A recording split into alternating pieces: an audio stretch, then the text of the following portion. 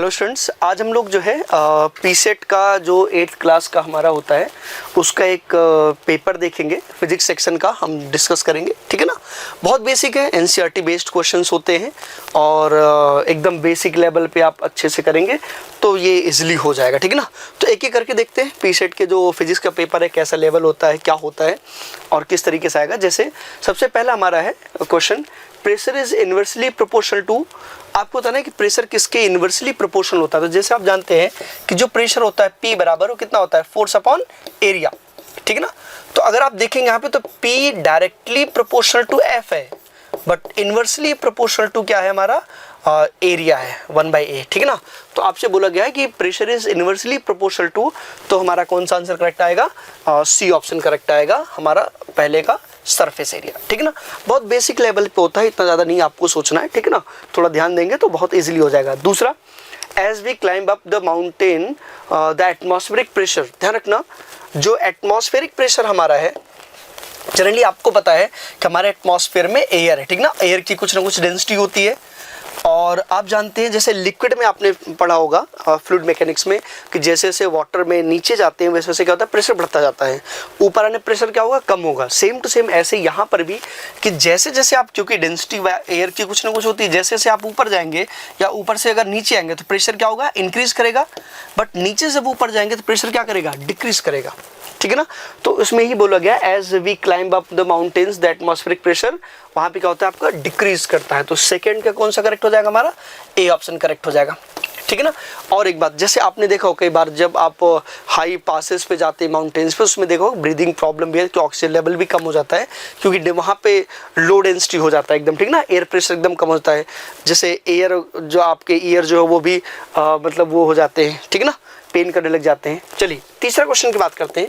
Third question की बात करें तो liquid pressure at any point inside the liquid depends upon, तो ध्यान रखना वैसे आपको पता होगा प्रेशर का फॉर्मूला P बराबर ρgh होता है, ठीक ना। तो आपसे बोला गया यहाँ पे कि liquid pressure at any point inside the liquid depends upon, fill करना है of the liquid and the height of the liquid column, ठीक ना। तो आपको पता है कि यहाँ पे P proportional to density of liquid proportional to height of column and gravity तो फिक्स होता है कांस्टेंट एक तरीके से, ठीक ना। तो हमारा क्या देगा, डेंसिटी पे डिपेंड करेगा। तो कौन सा ऑप्शन करेक्ट है, बी ऑप्शन करेक्ट है, ठीक है ना। चलिए इसके बाद फोर्थ क्वेश्चन की बात करते हैं। तो फोर्थ क्वेश्चन में क्या बोला गया, अगर आप ध्यान से देखें तो बोला गया है कि मतलब फिल इन द ब्लैंक है, उसके बाद is a substance that can reduce the force of friction between two surfaces in contact, ठीक ना। देखिए फोर्स ऑफ फ्रिक्शन को रिड्यूस करने का तरीका क्या है कि आप लुब्रिकेंट यूज कर लें। लुब्रिकेंट से क्या होता है कि जो फ्रिक्शन हमारा है वो कम हो जाता है, ठीक है ना। तो इसमें कौन सा आएगा, फोर्थ वाले में ए ऑप्शन आपका करेक्ट आएगा, ठीक है ना। Next 5 number, the strong heating of coal in the absence of air is known as, रखना जब किसी कोल को या वुडन उसको जो है एयर की एब्सेंस में आप जब उसको हीट करते हैं तो उसको हम लोग बोलते हैं डिस्ट्रक्टिव डिस्टिलेशन, ठीक ना। इसमें क्या होता है, इसमें जैसे लाइक इसको हम लोग जो कुछ जैसे वुड के या कोल से जो हमारे यूजफुल प्रोडक्ट हैं, जैसे कोल तार हो गया, ठीक है ना, कोल गैस हो गया, कोल वगैरह बनाना हुआ, तो उसके लिए हम लोग जनरली यूज़ करते हैं और ये हमारा डिस्ट्रक्टिव डिस्टिलेशन के अंडर में आता है, ठीक ना। तो फिफ्थ का हमारा जो आएगा 5 नंबर का वो कौन सा आएगा, ए ऑप्शन करेक्ट हो जाएगा, ठीक है ना। इसके बाद हम बात करते हैं 6 नंबर के। 6 में क्या बोला गया है, इसमें बोला गया है in case of convex lens when the image formed is real inverted and same size as the object then the object should have been at position of lens, ठीक ना। देखिए किसी भी लेंस जो हमारा आपका ये लेंस दिया गया है, जैसे मान लीजिए कि एक हमारा कॉन्वेक्स लेंस है, इसमें आपको पता है कि फोकस पे ऑब्जेक्ट पे रखने पे कहाँ बनता है, इन्फिनिटी पे। फोकस और 2f के बीच जब आप रखते हैं तो वो हमारा जो है इन्फिनिटी और 2f के बीच बनता है। जब आप 2f पे रखेंगे तो हमारा एग्जैक्टली जो इमेज है वो 2f पे बनेगा, सेम साइज रहेगा, ठीक है ना, इन्वर्टेड रहेगा और रियल रहेगा। तो वही बोला गया है इन्वर्टेड होना चाहिए, रियल और सेम साइज होना चाहिए। तो कहाँ होना चाहिए, उसके 2f पे होना चाहिए। तो हमारा आंसर कौन सा है, सी ऑप्शन करेक्ट है। आई थिंक क्लियर है, ठीक है। चलिए नेक्स्ट 7 की बात करते हैं।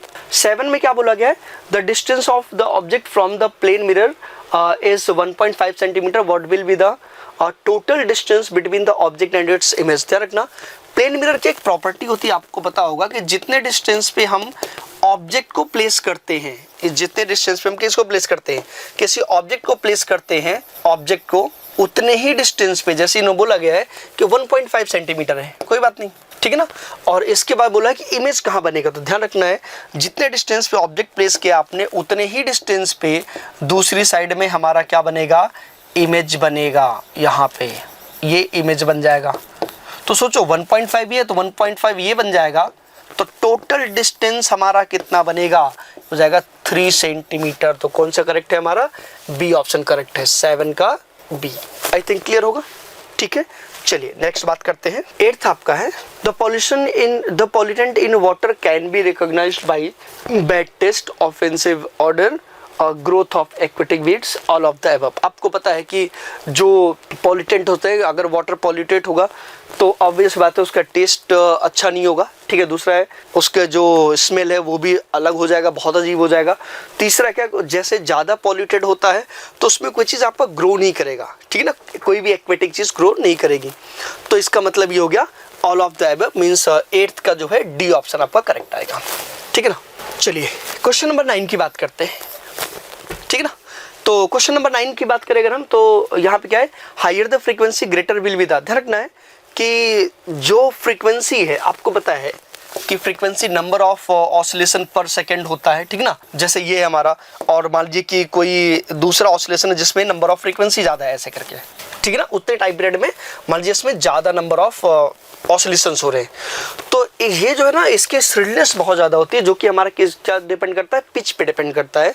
तो कुल मिलाकर रखिए जो फ्रीक्वेंसी है जिसका ज़्यादा होगा उसका जो पिच है वो क्या रहेगा, ज़्यादा रहेगा। तो 9 का कौन सा करेक्ट आएगा हमारा, ए ऑप्शन करेक्ट आएगा, ठीक है ना। चलिए नेक्स्ट बात करते हैं। तो नेक्स्ट है हमारा 10 number, to hear distinct echo each time interval between original sound and reflected sound must be. ध्यान रखना हमारे ईयर का जो मतलब डिस्टिंक्ट जो आपका हियरिंग का टाइम इंटरवल है वो हमारा 0.1 सेकेंड है, ठीक है ना।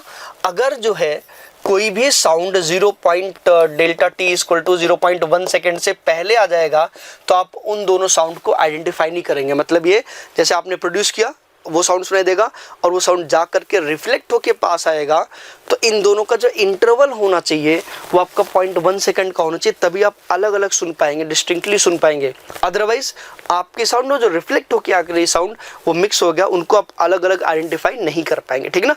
इसलिए छोटे रूम में कभी आप देखो उसमें इको नहीं होता, जब बहुत बड़ा स्पेस हो या जहाँ पे जगह हो जहाँ से साउंड जाने में और वापस आने में जो टाइम लगता है 0.1 सेकंड से ज़्यादा होगा, तब आपको प्रॉपर इको सुनाई देता है, ठीक है ना। तो कौन सा करेक्ट हो हमारा, डी ऑप्शन करेक्ट हो गया। आई थिंक क्लियर है, ठीक है ना। चलिए क्वेश्चन नंबर 11 की बात करें, which one of the following solution will not conduct electricity. ध्यान रखना इलेक्ट्रिसिटी कंडक्ट होने के लिए क्या होना चाहिए, हमें चार्जेस होने चाहिए, ठीक ना, इलेक्ट्रॉन्स या पॉजिटिव आयंस होने चाहिए तभी मूव करेगा, ठीक। जैसे आपने पढ़ा होगा NaCl सॉल्यूशन है, तो NaCl सॉल्यूशन में क्या होता है, Na+ और Cl- में रहता है, तो ये आयंस अवेलेबल होते हैं। जब तक ध्यान रखना है आयंस अवेलेबल रहेंगे तब तक जो है आपका इलेक्ट्रिसिटी कंडक्ट करेगा, ठीक ना। अगर आयंस प्रेजेंट नहीं है किसी भी फॉर्म में तो वहाँ पे इलेक्ट्रिसिटी कंडक्ट नहीं होगी। इसमें से अगर आपको तो वेजिटेबल्स आयंस जो होते हैं ये प्रॉपर वैसे होते हैं, ठीक है ना। तो इनमें जो है किसी भी टाइप का कोई आयनाइजेशन नहीं आता है, इसलिए हमारा जो सी ऑप्शन है वेजिटेबल ऑयल्स में, इसमें इलेक्ट्रिसिटी कंडक्ट नहीं करेगी, ठीक है ना, एकदम। चलिए क्वेश्चन नंबर 12 की बात करते हैं, which of the following metal is used electroplating to make object appear shining, ठीक ना। तो शाइनिंग के लिए आपको होता है कि क्रोमियम यूज़ करते हैं, ठीक है ना, ये शाइनिंग में ज़्यादा काम आता है। तो जो हमारा 12 नंबर है उसका कौन सा है, क्या सी ऑप्शन। अब ये आपको जो है डायरेक्टली ऑप्शन याद ध्यान रखने पड़ेंगे, ठीक है ना। इसके बाद 13 नंबर की बात करें तो 13 में आपको क्या दिया गया है, the sun appears to move from east to west around the earth, this means that earth rotates from. आपने देखा होगा जैसे कभी आपने ट्रेवल किया हो बस से या ट्रेन से, तो जब आप दूर की तरफ देखें तो आपने देखा हो जब आप आगे जा रहे हैं लेकिन ऐसा लगता है हम रुके हैं, जो माउंटेन्स है या पेड़ वगैरह ट्री वगैरह कहाँ जा रहे हैं, पीछे रिवर्स में, जबकि वो नहीं जाते, हम आगे चलते हैं। ऐसे ही आपको पता है कि जनरली हम मानते हैं कि हमारा जो सन है वो स्टैटिक है, ठीक है ना, वैसे नहीं है। यूनिवर्स के रिस्पेक्ट में आप देखो तो वो भी मोशन में रहता है, लेकिन जनरली अगर हम बात करें रिस्पेक्ट में तो हम मानते हैं कि सन जो है वो रेस्ट में है, ठीक ना। तो उसके अराउंड अर्थ घूमता रहता है, सन के अराउंड कौन घूमता है, अर्थ घूमता है। लेकिन जब हम यहाँ से बैठ के देखते हैं सन को तो ऐसा लगता है वो मूव कर रहा है। इट मीन्स अगर हमारा जो सन अपीयर हो रहा है ईस्ट टू वेस्ट, इसका मतलब है कि जो हमारा अर्थ है वो वेस्ट टू ईस्ट मूव कर रहा है, तभी उल्टा। ठीक है, तो कौन सा करेक्ट आएगा? B option. तो 13 का क्या बन जाएगा?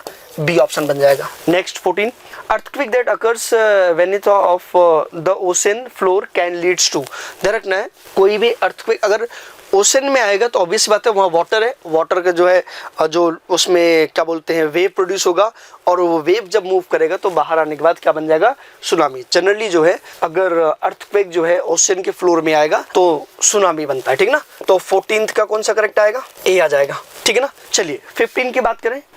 This cause the depletion of ozone layer by decomposing ozone to oxygen. आपको पता है कि ओजोन लेयर हमारा जो O3 होता है ये एक्चुअल में CFC आप जानते हैं क्लोरोफ्लोरोकार्बन, उसके साथ जब ओजोन और ये दोनों मिलते हैं तो वहाँ पे जैसे ही अल्ट्रावायलेट लाइट आती है, ध्यान रखना लाइट तो हमारे पास बहुत सारी आती है, इंफ्रारेड भी आता है, अल्ट्रावायलेट आता है, विजिबल आता है, सारे रेडिएशंस आते हैं सन से, लेकिन जो मेन कॉज है ध्यान रखना अल्ट्रावायलेट रेडिएशन जब O3 और CFC से टकराता है तो ये O2 में ऑक्सीजन में प्लस वही क्लोरीन और सब चीज़ों में जो है आपका स्प्लिट हो जाता है, ठीक ना।